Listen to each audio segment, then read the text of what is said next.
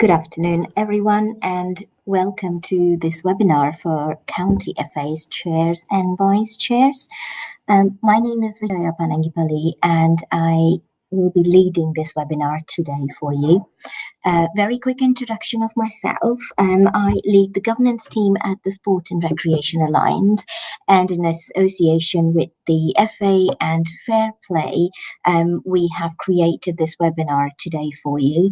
As some of you may know, we ran a series of workshops on good governance and roles of directors in December and in January as well. This webinar is a part of those workshops, and we will aim to cover the key topics that we discussed during these workshops. Before we begin, a quick housekeeping instructions from me. This webinar will be recorded, so you will receive a copy of the presentation as well as the recorded webinar a little later from us. The webinar will run for an hour. We will take questions, and if you do have any questions, please use the chat pod that you can see to your right-hand corner, and we will respond to all the questions at a later date. The aim is that we will create a Q&A document and circulate it to everybody at a later date, so everyone is aware of what questions were asked during the webinar, and therefore it will benefit everybody else at a later date. So let's begin. If you do have any questions or have technical issues, please do use the chat pod, and I hope everybody can hear me clearly. If not, do let us know. Let's begin the webinar now. As I mentioned, I will be talking a bit more into the role and director responsibilities, and I will go through the list of topics that we will cover today. The workshop will aim to cover quite a lot of these today. We'll look at the good governance, the 5 principles, which is the code of good governance, which is produced by the FA for all the county FAs in the UK. We will also look at conflict of interest, financial management for directors, strategic management. We'll look at dig deeper into what board diversity looks like and what can directors do to achieve board diversity. And we will then look at some risk management and compliance.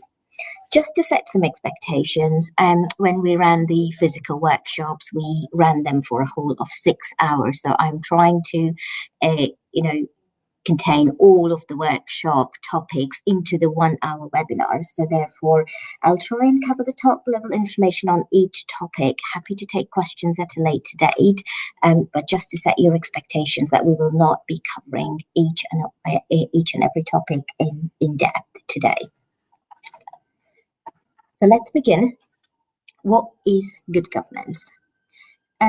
We have a definition here, which is by the National Occupational Standards, and this has been uniquely developed for sports sector. However, the fundamental nature of governance transcends the sector, and the responsibility to lead and manage an organization effectively applies to charities, companies and associations of all sizes and functions, sporting or non-sporting. For me personally, good governance is a manner in which an organization conducts its business.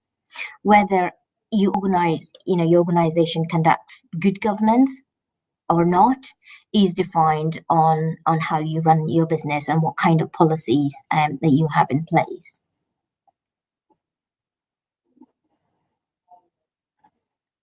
Let's move on to why good governance. We rarely ask ourselves why we do what we do, as a vast majority of the times we make decisions based on what and how, i.e., what do I need to do today and how do I need to do that? Governance itself is not a new concept. However, there has been considerable greater attention paid to leadership and governance of sport in recent years, whether it's the corruption scandals or financial scandals. Sport has been in the spotlight too often for all the wrong reasons. And it is these issues which have led to an increase in the requirements placed on sport and recreation bodies. Many organizations find it hard to plan for the long term, and yet it is precisely the practice which brings stability and enables the boards and their senior executives to anticipate risks and manage them effectively. Good governance helps organizations self-regulate. It gives you visible commitment to good governance and reduce the risk of external regulation or even legislation coming our way. It helps sustainable development within an organization. It helps you plan long term and provide stability and focus to all your strategic plans. It helps organizations thrive beyond current possibilities and, most importantly, reassures your stakeholders and gives you credibility with your funders and commercial partners as well. Governance has two sides to it, the hard and the soft side. A vast majority of the times, and I'm sure you all have come across governance as hard governance, i.e. the policies, the compliance, the process, and the structure of the board, the structure of the organization, etc. I put them all under the hard governance because they're all tangible, they're all process driven, and they're all policy led.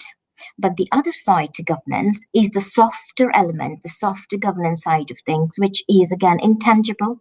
This is culture driven, and this is all about behaviors. Did you notice that most governance failures happen based on the behaviors and attitudes of people's wrong perceptions? These failures show that just having a governance code or a set of governance actions is just not enough. Board behaviors and open culture and the right people matter a lot for organizations these days. For example, we have seen the overstated profit at Tesco's, the FIFA scandal, etc. It all began with the bad board behaviors, some unacceptable cultures, and with some dominating characters leading these organizations. So therefore, if you do see the bad side and the bad stories in the press, the ultimate culprit for that would be the behaviors and the culture within the organization, and not just the processes and the main governance side of things. Now, moving on, as I mentioned, the FA have produced the 5 principles of good governance for all the county FAs. Some of you may be aware that the Code of Governance will launch on 31st of January, i.e. in a few days' time. The digital copies will be distributed to all of the CFA chairs and the CEOs on 31st of January. The printed version of this document will be available by 28th of February for everybody. What I'm aiming to cover here today is to give you a glimpse of what the 5 principles of good governance include. I will go into a little bit of detail into the 5 principles and what you may be expecting to come your way in the near future. So let's begin. The 5 principles obviously include the structure, the people, communication, standards and conduct, the policies and processes. This obviously has derived from a code of sports governance, which is the mandatory sports governance maintained by Sport England and UK Sport. However, the 5 principles that cascaded down to the county FAs have been produced keeping in mind the challenges and the current limitations of the CFAs, and therefore it is designed and the language is created enabled to support the current CFAs work and improve the governance within the CFAs. So let's look at each of the 5 principles and kind of see what is included in them. The structure. Within the structure, it will talk about having an appropriate structure within an organization. A structure which is led by the board again, it is talking about having a board which is the primary decision maker in an organization. Should you have a structure which is supported by your council or some other body which also makes decisions for you. The structure it talks a bit more about having a proper constitution which is fit for purpose. Having a sufficient term limits, i.e. having either a 3x3 or a 4x2. So there is some level of flexibility within the code itself to allow for CFAs to choose which of those suit their needs better. It talks about appropriate board meetings and how a chair should be, what are the roles and responsibilities of a chair of the county FA. The people side of things would look a bit more into board diversity, what diversity should be, what the directors should be aware of, and what good diversity looks like. It does talk a little bit about having independence present on the board, i.e. 20%, 25% of the directors are expected to be independent of the sport or of the same sport. Skills, experience and knowledge, it talks about having the right mix of skills, experience and knowledge in order to represent your community, your members, and the work that you're doing in the county. It talks about having an open and a transparent recruitment process, which allows you to bring in the right diversity, right skills, right experience onto the board. And having a right board induction process, which allows for anybody coming onto the board to have the right amount of information to do their job they are recruited to do. Communication is all about public disclosure, like we talked a little earlier. Good governance is all about providing credibility to your funders, to your members and stakeholders. So the communication side of things will look at what public disclosures are needed in order to maintain good governance and uphold your county FA's integrity. Standards and conduct, it talks about board development, developing your board through internal and external assessment, having a strategy, engaging in that strategy to your members and staff, and also having a robust conflict of interests policy. I will cover a little later on a bit more into what conflict of interests are, how we deem the actual conflicts, and what you as directors can do to prevent and avoid conflict of interest within your organization. And moving on, the last of the 5 principles talks about having the right policies and processes within your organization, whether it's to do with your financial control, having a financial strategy, having the right risk management policies and processes, and having a internal control that suits your needs as well. Again, later on in the session, I will talk a bit more about what financial controls you as directors need to know. I will also provide some financial tools to help you guide what you need to know as board of directors and what the law expects you to know as well. We'll delve into a bit more about risk management as well later on in the session today. Now, moving on, the picture here talks about, it is a control tower. And the reason I put it in here is because this is where the director should be sitting, i.e. if you look at a control tower in any country, within any airport, it sits well above the ground. Its primary duty is to ensure that, the planes are coming in and out and going out safely. So it looks in the future, it looks ahead, it doesn't look downwards as to what's going on in the ground. Regardless of what happens on the ground, how much traffic it is there, people sitting in that control tower make the ultimate decisions as to what happens next and who comes in and who goes out, etc. That is exactly the role of the board should be. You should be sitting right up there in the control tower, looking ahead, looking above and beyond, looking and doing the horizon scan for what is good for your organization. The board is there on the top, and they need to retain an eagle-eye view at all times. It should really matter less what's happening on the ground on a daily basis. And I do accept there are some challenges when your organization has to look, into some of the operational things at times, but that is absolutely fine as long as directors retain the strategic view on matters. A vast majority of the times, the board should be, deemed as doing its role, sitting in the control tower. The role of the executive team and the committees is what they do on the ground level, i.e. making sure the ground level runs smoothly on a daily basis. You are there to give direction and steer to the organization in the right direction. So therefore, as a board, your role is to establish the right vision and mission and values within the organization. If you have not set values already for your organization, I do recommend please look into it and start, having a conversation around your board, staff, and your members as to what values you need to be setting for the CFA going forward. Your role as a board is to set the strategy and the structure within the organization so it is appropriate and it is fit for purpose. You are there to delegate to manage, but not to manage.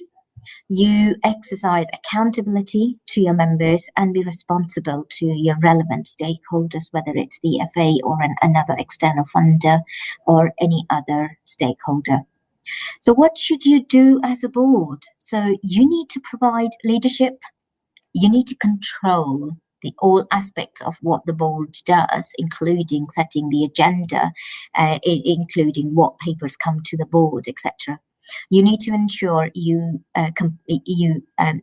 ensure the compliance is maintained at all times. You ensure protection is provided to the players, to your athletes, to your members at all times. You monitor the current strategy and ensure it is working and fit for purpose. If not, stop and review and understand what is working, what is not working for the CFA. You review the work of the board and the organization periodically, and you ensure that your strategy, your work, your policies, your processes are all in line with what you've agreed to do as a board, etc. So this is, in a nutshell, the role of the board and what should be doing on a day-to-day basis. A vast majority of the times, I always, get asked, how do boards measure success?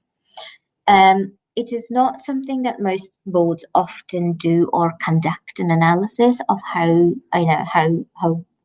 good they are or what's working and how efficient they are. There are various ways you can measure your success. Start by a stakeholder consultation. Ask externals how your board is performing, what your board is doing and what your board is not doing from an external point of view, and you will be surprised what are the things that will be coming your way. Internally, complete a SWOT analysis, whether it is within your board or within your executive team. That is to look at your current strengths, weaknesses, opportunities, and threats. It can be as elaborate or as a simple method as it can be. It depends what level of details you want to go into. But this gives you a glimpse into what are your strengths as an organization, the weaknesses, and of course, what the current and future opportunities are, and what are your current threats. It enables you to plan ahead for your strategy and plan what your board need to be aware of in order to do your risk management properly. Board evaluations, that is external board evaluation. So the governance code recommends that all county FAs do a external evaluation once every 3 years. This is to check the effectiveness of the board and what is working and what is not working in that current moment in time.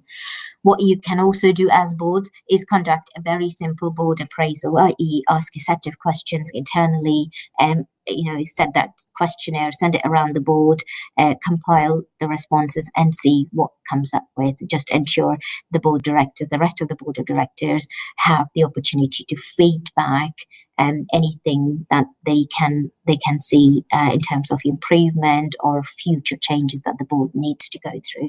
So these are some of the measures that you as boards can look at implementing as part of measuring your success. Again, some of the boards that I will work with implement some or most of them on a regular basis, but it all depends on what kind of internal structures you have and what capacity you have. But I do recommend, if not all, at least begin with the board appraisal, which is just a simple internal process that you can conduct. Let's look at the general duties of directors. As you know, once you signed up as a director, the company's house will send you a letter with a list of board of directors and then let you know that as of now, you have the so-and-so legal duties to comply with. There are 7 legal duties that all directors are expected to comply with. Regardless of how you get elected to a board, there is no difference in law. You all are directors and therefore have equal legal obligations. One thing I do zero in is ignorance is no defense, and therefore you need, as directors, you need to understand what are the general duties you are expected by the law. The Companies Act 2006 introduced the statutory code of directors, which are these general duties that you are seeing on the screen for the first time. The purpose of the code was to formalize directors' duties so that non-lawyers could also understand their duties as directors much clearly. The duties are covered from section 171 to 177 of the Companies Act 2006. So should any of you are interested to understand a bit more of what the duties are, you can go into Companies House and look at the sections from 171 to 177. The duty is of the Companies Act say that as directors, you have a duty to act within your powers. Where can you find your powers? It will be in your Articles of Association. So please try and read the document to understand what powers you have as directors. You have a duty to promote the success of the company at all times, regardless of how you get elected to the board and who you represent. Once you sit on the board, your primary duty as director is to promote the success of that company. You have a duty to exercise independent judgment. You have a duty to exercise reasonable care, skill, and diligence. What this means is the law doesn't expect every director to be an expert on all matters, considering the boards deal with quite vast majority of matters. So if, for example, if you are an accountant and you're sitting on the board, but you are dealing with an extremely difficult safeguarding issue, and you have to make a decision on a particular matter that not your expertise, the law would look at you and ask if you have exercised reasonable care, skill, and diligence before you made that final decision. So therefore, when you are directors making final decisions, please do understand that if you've got the right information and the right resources and at the right time in order to make an informed decision. If you are unable to do so, please refrain from voting and or continuing with that board decision and defer it to another time. So that's one of my recommendations to all boards. You as directors have a duty to avoid conflicts of interest and a duty to not accept benefit from third parties at all times. You also have a duty to declare interest in the proposed transaction or an arrangement. Your duties 5 and 7 are predominantly about conflicts of interest. I will come to that bit a little later on in the session, but you need to make sure that if you have a conflict of interest, you have to declare it as soon as possible to the board. Moving on, there is no definition or an official definition of conflict of interest. But what is a conflict? It is a situation in which a person has the duty to more than one person or organization, but cannot do justice to the actual or potential interest of both parties. That is That is what the conflict of interest actually means. What you're seeing underneath is the definition of conflict of interest that you will find in the governance code that you will see in the next few days. Conflict of interest, whether actual or potential, are really important, and you have to take it into consideration when you're making your final decisions as board of directors. Non-disclosure can result in criminal action, which is why it's important to understand your duties in this area. It is also a good idea to approach the issue with a wider view of what can be regarded as a conflict. So this should cover most scenarios and most cases where there is a potential conflict of interest. So you as directors have the personal responsibility to disclose conflict of interest. All boards should have conflict of interest as a standard agenda item. If you do not, please make sure that it is included as a standard board agenda item, because the only way that you can discharge your duties as directors is if the conflict of interest is noted in your board minutes. That is the only legal document.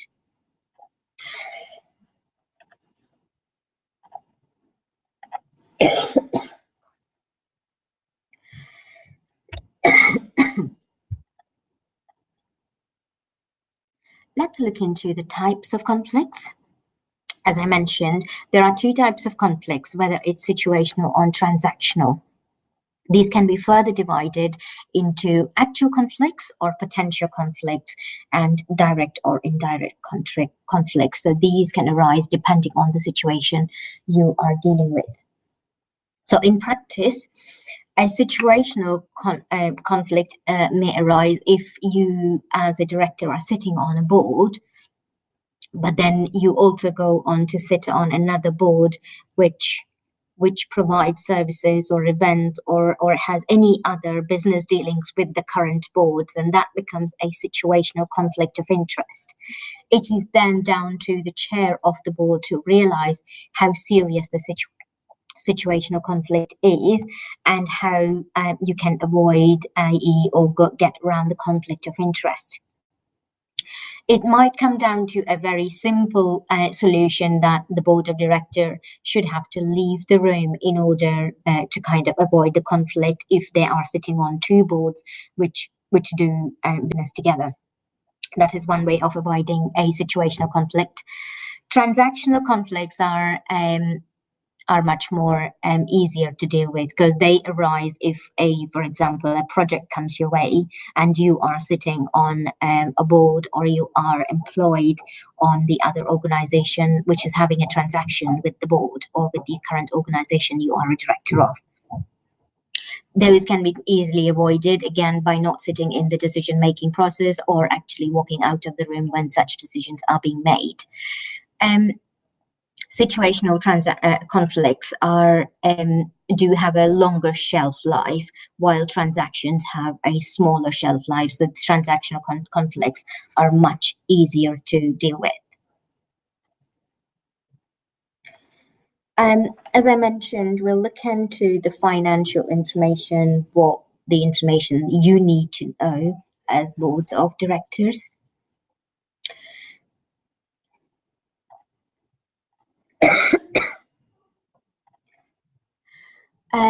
Your role as a board is to meet the legal duties to safeguard the organization's assets, is to administer the organization's finances and assets in a way that identifies and manages the risk, ensure the quality of the financial reporting that you receive is adequate, and you keep adequate accounting records and prepare timely and relevant financial information. If you look back at the legal duties that we've mentioned earlier, do excuse me, my voice is giving up. You will see the role of your board in the finance side of things actually coincides with some of the legal duties that are expected from you as boards of directors.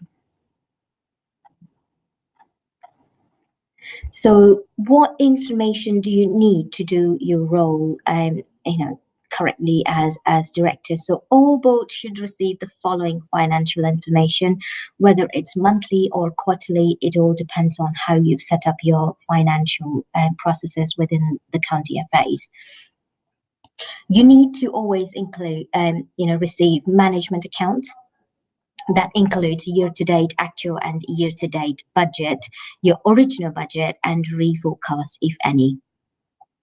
You need to ensure you have cash flow forecast, a balance sheet, and a narrative of financial report explaining, the variance and the projections in the reforecast. Some of you may not have the last I've mentioned here, which is the narrative and the financial in the financial report. What I do recommend to all boards is that if you are receiving vast amounts of financial papers, and if you're not a finance person, it will be very difficult for you as directors to make an informed decision. So therefore, do ask the finance committee or the finance executive to bring in a summary or an explanation of what's coming your way. What has changed since the last reporting, and what needs your attention, what matters need your attention. This will bring up your knowledge as to what you need to look at as boards of directors. So that would be helpful. So if you don't have a summary of the financial information coming your way, please do look at creating one for your board. And again, just delving into a bit more of financial information, what tools do you need as directors to do your job well? So in order to make an informed decision, ensure you have written finance procedures. You ensure you at least have one board member with specialist financial skills. If you do not, then that's absolutely fine. But make sure you have access to a committee with financial skills and or a consultant or an organization which can help you, or provide you with the right amount of information that you as board need to understand. Have a reserves policy. What type or what quality of reserves the county FAs should have depends on, what your financial situation is and what your reserve policy is in the first place. If you do not have a reserve policy, please talk to your financial expert to create one, because it is very important that you have a reserves policy. Have a 3 to 5 year business or strategic plan and kind of work your finances around it. Do a sensitivity analysis. It is a numerical analysis of the risks in the planned activities that you have as part of your business and strategic plan. This is something a vast majority of the boards actually do not conduct. But if you're able to receive a sensitivity analysis at least once a year, I do recommend that you as boards receive that information. It helps you kind of distill the information you need to know and you need to understand in order to make the right decision at the end of the day. Now, moving on, let's look at the strategic building and some of the starting points. We'll look at some of the planning tools a little later on as well. When you as county FAs do strategic planning, I'm unsure if you have some tools or you use the existing strategic document to create another one. But whether you are recreating your strategy or trying to kind of build on the existing strategy, I recommend use the elevator conversation, i.e., begin by asking yourself, why do you exist? Then move on to looking at what you need to do in order to achieve why you exist as an organization. Then start asking your question, how will you plan to achieve it? And next obviously comes who. This is the people who will you need to be involved, and if you've got the right resources in order to implement that strategy. The who part is very important. I have worked with boards where they have tackled the why, what, and how without actually having the right kind of people take the strategy forward. So therefore, having a strategy with only the whys and whats and hows answered will not actually help you deliver it. So ensure you have the right delivery team when you have got the strategic activities and strategic discussions going on. As mentioned, we'll look at some of the strategic planning tools. Some of you may be aware of the PESTLE, but we've now created, a new concept called PESTLES, obviously including the sporting landscape as well. So these are the macro level organizational factors that affect your business. So when you are looking to plan your strategy, always look at the political, environmental, societal, technology, legal, environmental, and of course the sporting landscape as well. The slide here gives you a good glimpse of what you need to know and what you need to plan in order to do your PESTLE analysis for your strategic planning. I will not go through most of them. The slides will be shared with you at a later date, but when you look at it, it will give you a good indication of what are the elements that you need to analyze in order to do a PESTLES planning. This is a complicated plan, but it works for all sizes and shapes of organizations. However, if you want to do a bit more simpler planning, I recommend do your SWOT analysis, like I've mentioned earlier. This is all about creating a list of the strengths, weaknesses, opportunities, and threats. One of the tips I always give boards when you conduct a SWOT analysis is distribute the SWOT analysis to all of your directors if done just on the board level. Bring in all the responses together, and what you will then find is that the SWOT details will include quite a lot of operational elements in it as well. So try and remove all the layers, all the elements within SWOT which are operational. Then you will come to a final list of strategic strengths, weaknesses, and opportunities and threats. And you can only do that by actually sending and the revised version of this document. One of the boards I worked with, they had to send 5 different versions of SWOTs because that included quite a lot of operational elements in it as well. So if you are to conduct a thorough SWOT analysis, ensure that everything included is strategic and not operational. That is how you can ensure that it works best for you. Let's look at a bit more into board diversity and inclusion. Diversity is obviously a reality and inclusion is a choice. So who you include, how you include is a choice that is made by the directors. Again, it is culturally driven and a board affected by the board behaviors as well. Conscious effort needs to be made to achieve true board diversity, and as I mentioned, culture plays a major part in it as well. Sport organizations historically been formed in a certain way because the way that we have board structures, i.e. member representation, appointed directors, independent directors, doesn't necessarily allow boards to have, such board diversity and meet the board diversity targets sometimes. And I understand some of the constraints that sports bodies have.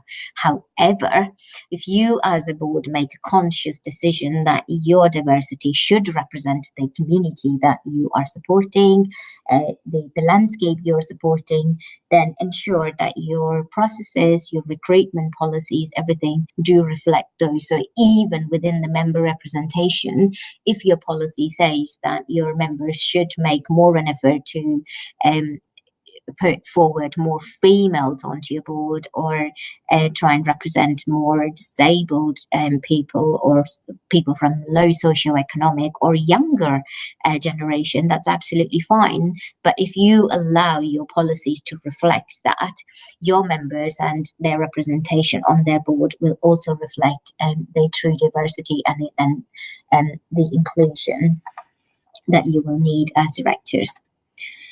I always ask directors, is your board a fair reflection of who you serve? Perhaps yes, perhaps not. Reflect your current board composition against to the members that you're serving, or the community that you're serving. Whilst also not forgetting that your board reflection should also include the future members you're serving. So let's face it, the landscape of the sector, the landscape of the members that you'll be serving is changing and will change constantly in the next few years as well. So therefore, you as a board need to understand if your board composition is a true reflection of that, if not now, of the future members that you will be serving as well.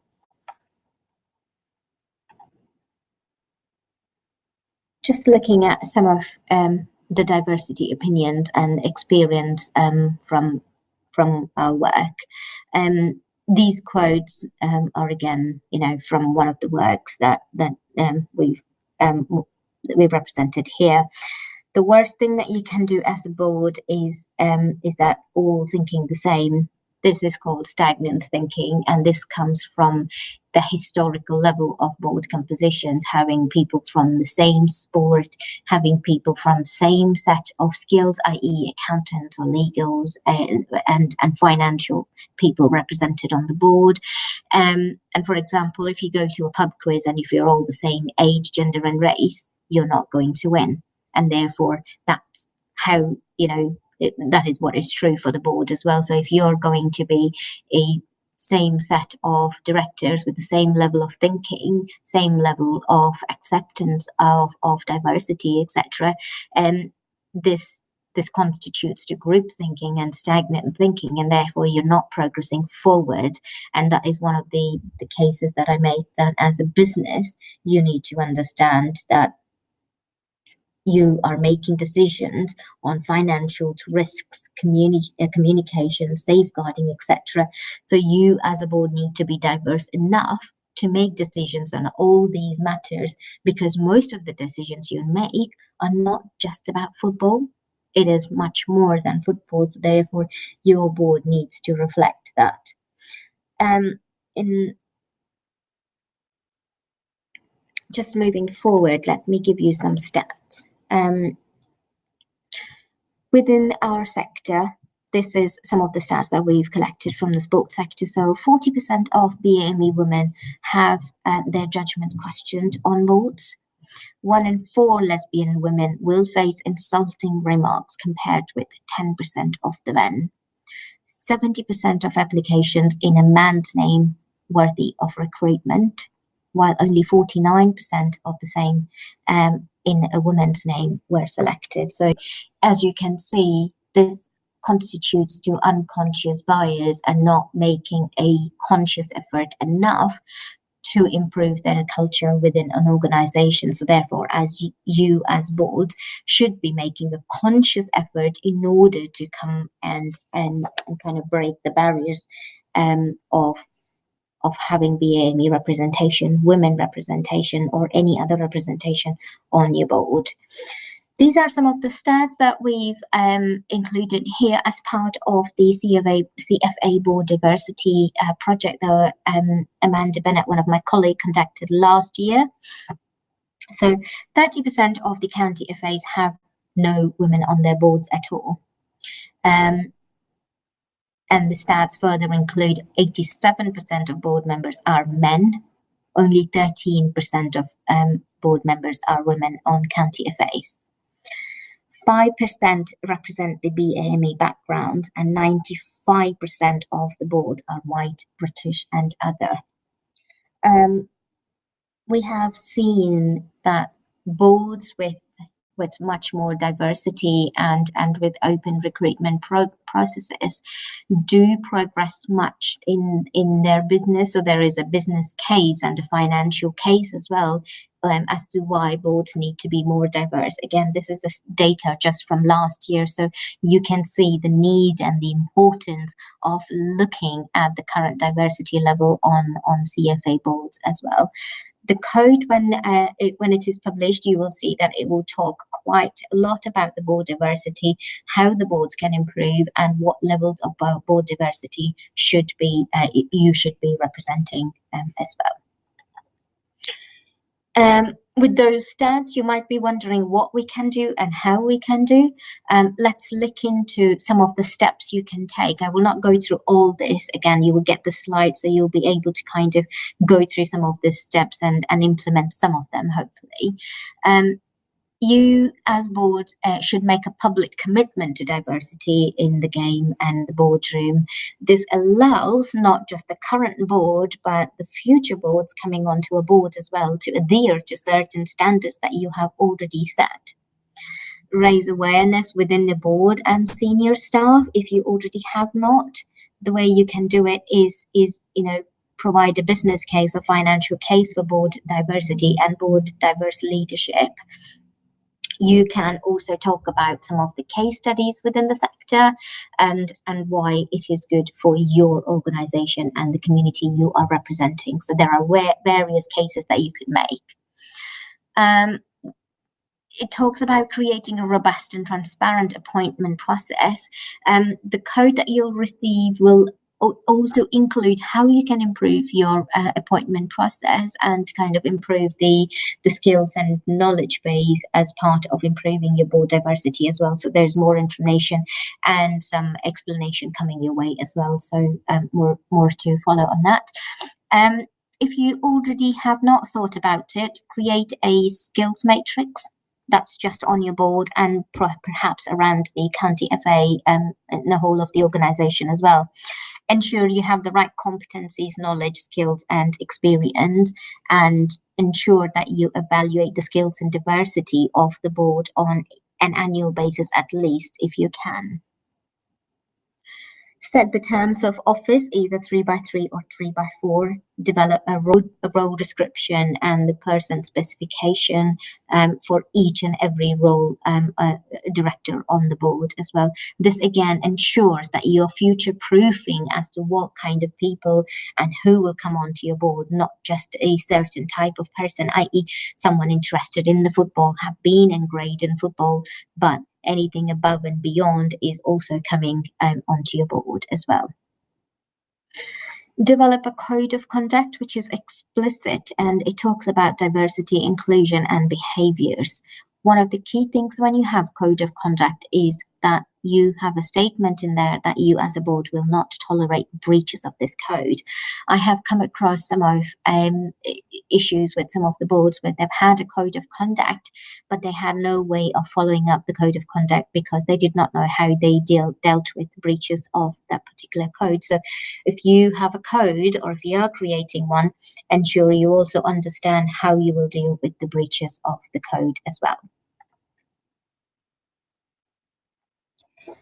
Moving on, what is risk? Let's look at what risk means for county FAs or any other organization. Risk is the uncertainty surrounding events and their outcomes that may have a significant effect, either enhancing or inhibiting the following elements: the operational performance of the organization, achieve your aims, objectives, your mission, and meeting the expectations of your stakeholders and funders. That is predominantly what risk is, i.e. in very simple terms, risk will stop something that you said you will do or you are already doing. So what you need to know or do in terms of your risk management itself is a discipline of identifying all the risks that you're exposed to. You can only do that if you have a robust risk management process in place and risk management template. The county FA are also creating a toolkit for all the county FAs to ensure that There are tools for risk management, a template for conflict of interest policy, the code of conduct policy, for example. Therefore, if you are looking to create one or implement new one or enhance your existing policy on any matter, please contact the County FA and they should be able to provide you with a template for the same. So if you don't have a robust risk management process, please ensure you tap into the templates that the FA are providing. Also ensure that you have a risk appetite. I'm unsure how many of the board do delve into discussions around what your risk appetite is, but without having a risk appetite, your risk register is essentially not doing its job. Have a discussion at least once a year around the board what your risk appetite is, i.e. within the risk register, what level of risk can you take around each element and what risk you cannot take and how far you can go. Once you understand that, maintaining the risk register will become much easier for any board. Ensure you are deploying the right resources needed to control and monitor the risk. And the way you can do that is having the internal controls processes. As I mentioned, within part of the five principles of the code, it talks about internal controls, and this is exactly what we mean. If you have the right resources in order to control and monitor the risks, that is done through internal control. If you do not have an internal control process, you need to ensure you are setting up one as soon as possible. You as boards need to ensure that the reporting and reassuring process of these risks is documented and evidence is framed. So therefore, you need to have a set record of the risk management of when it comes to the board and when the board needs to make a decision or when the board needs to be aware of any risks that you as boards need to be aware of. So once that parameters are set, you as boards will be able to maintain and control the risks. One of the suggestions I give boards of directors when I work with them is, apart from having the conflict of interest as a standard agenda item, please do include risk management as a standard agenda item as well. I understand some of the boards may not have enough time to dedicate for risk management at every single board meeting. However, if you have risk management as a standard agenda item, and if there are no elements that the board needs to be reported on, then the only thing the executives need to say that the risk management or the risk register has no important element that needs to be reported. At least you are safeguarding yourself and discharging your duties as directors, that you understand that every board meeting you have understood that there are either no risks or new risks coming your way, and or some of the risks have escalated, and you can only do that if you have risk management as a standard board agenda item as well. So if you do not have that as a standard agenda item, please look into it and how you can incorporate that onto your items. Lastly, let's look at taking some measures on managing your risks and your risk register. We call it the 4 T's, i.e. tolerate. If having measures, you kind of understand what your tolerance level is, then that needs to be understood properly, because if you are accepting the risk, that is because it is not a significant threat and because they are external risks, i.e. some regulatory and funding risks over which your organization has no control over.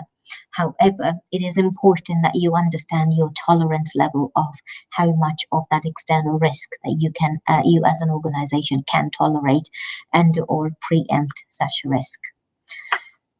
You as boards need to ensure that you transfer some of the risks to someone else, for example, by taking out insurance when hosting a sporting event to minimize losses, taking the director indemnity insurance if you already have not done so, and ensuring your your property if you own any. Therefore, you are transferring some of the risks away from your organization. Trimming is about reducing the amount of risks, and you can do that by developing a policy, educating your staff and volunteers, and therefore you are trimming the likelihood of discriminatory behavior or any other risks that will be coming your way. So when you have a risk register and you've got about 5 or 10 risks that you deem that need trimming, you can start looking at what policies you need to look at in order to trim that particular risk that you have. So please do look into that. So when you have your risk register, always look at if you can tolerate, transfer, trim, or terminate. Terminate is to avoid the risk entirely by withdrawing from an area of business where the risk exists. For example, if there is a project coming your way or a new investment that you need to approve, if there are risks that cannot be mitigated or managed, or you think they are outside of your control, or some elements are outside of the board's control, and or you cannot transfer the risks to an insurance or somebody else, therefore you need to make a decision if you need to terminate such a risk entirely as a board. So that's the final decision that will come your way. So these are some of the measures that you can take on how you can control your risks. So please do look at the 4Ts every time you are measuring your risks and your risk register. It allows you to manage and control the risks and preempt some of the risks coming your way as well. So that brings us to the end of the webinar session. So thank you for your time today. As I mentioned, we had a lot to cover during this sessions, and I do appreciate your patience. If you do have any questions now, please use the chat pod and we will try and address all the questions at a later date. Just to reiterate again, we will send the presentation as well as the recorded webinar to you shortly. If you have any questions, we will try and answer all the questions at a later date using a Q&A document, and it will be circulated to you all. I have put my contact details here should you have any questions around the workshop webinar today. And if you feel you need more information, please feel free to drop me an email and I will try and answer and respond to your queries as soon as I possibly can. I do hope you enjoyed the webinar. Quite a lot to take in and quite a lot of information to digest. So please feel free to, if you do have any questions, again, please feel free to connect with me or just ring up the Sport and Recreation Alliance and I shall contact you all or speak to you all later. Thank you. So that brings our webinar to an end. Have a very good afternoon, whatever you're doing, and hope to speak or chat with you, some of you all later. Thank you. Bye for now.